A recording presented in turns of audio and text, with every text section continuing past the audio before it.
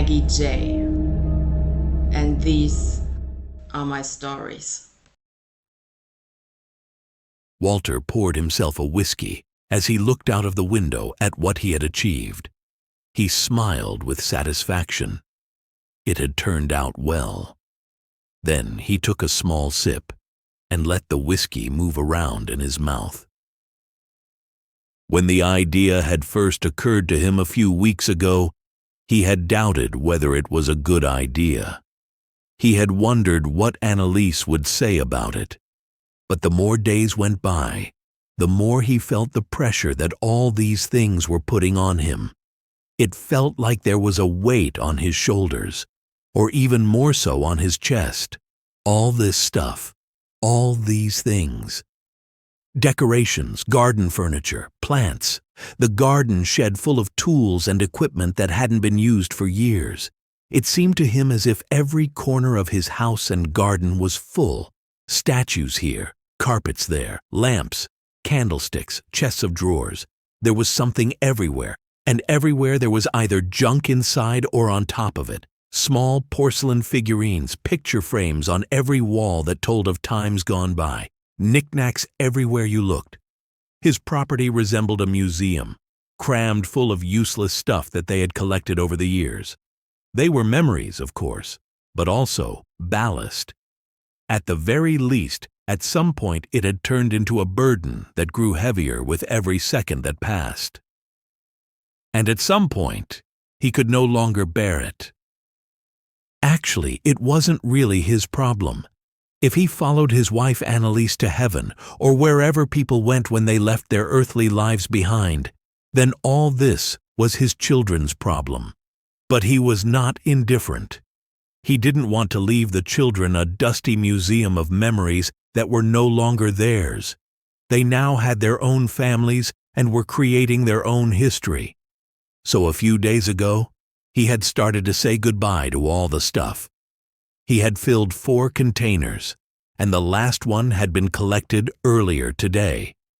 4 containers that now contained his entire life and that of his wife. 4 helping hands that kept giving him furtive glances and seemed to wonder whether the old man is crazy. Walter didn't care what others thought of him. He no longer needed 6 suits. The days when he wore one every day were over. He also didn't need a hairdryer, curtains, or a blender.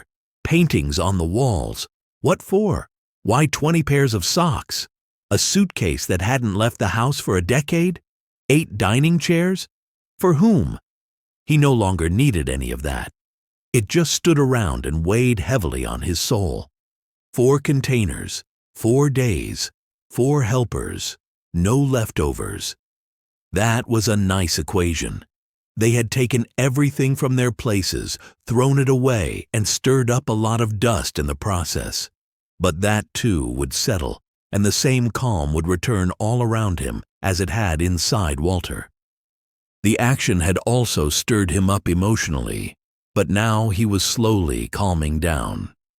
It wasn't as if it had been easy for him to get rid of everything.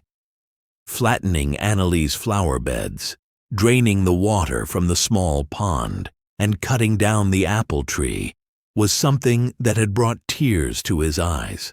Their children's tire swing had been hanging there, but if he was going to do it, he wanted to do it properly, and the tree was part of it.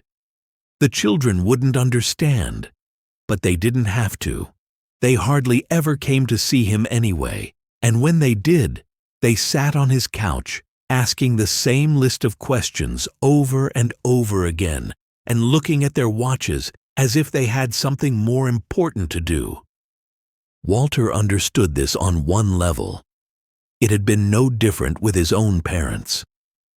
When you're young, life pulsates inside you and around you.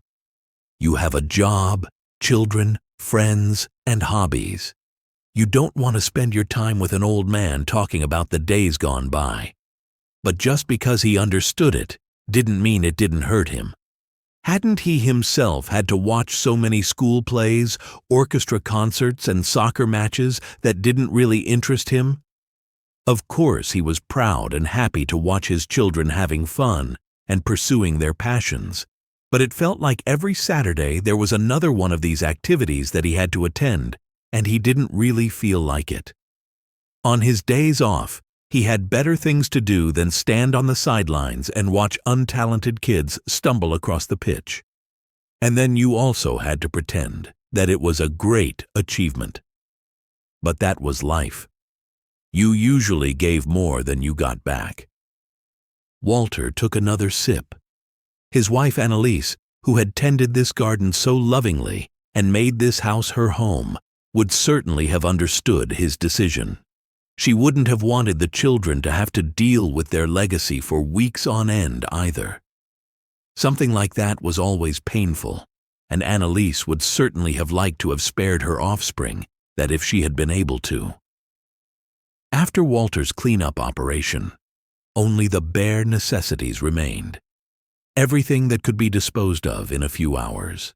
The dining table, a chair, the bed, an armchair, and his rocking chair on the veranda. A plate, a pot, a set of cutlery, and, of course, the cup from which he was drinking his whiskey. That was all he needed to live. Yes, it had been a good decision. As he wandered slowly through the house from room to room, looking at his day's work, he felt confirmed in his opinion once again. Then he stepped outside and let his gaze wander over the garden. Empty beds, bare patches, no more ballast.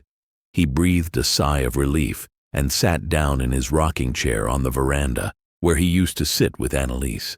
Then he took a big gulp of his whiskey, nodded contentedly, and waded off to his death.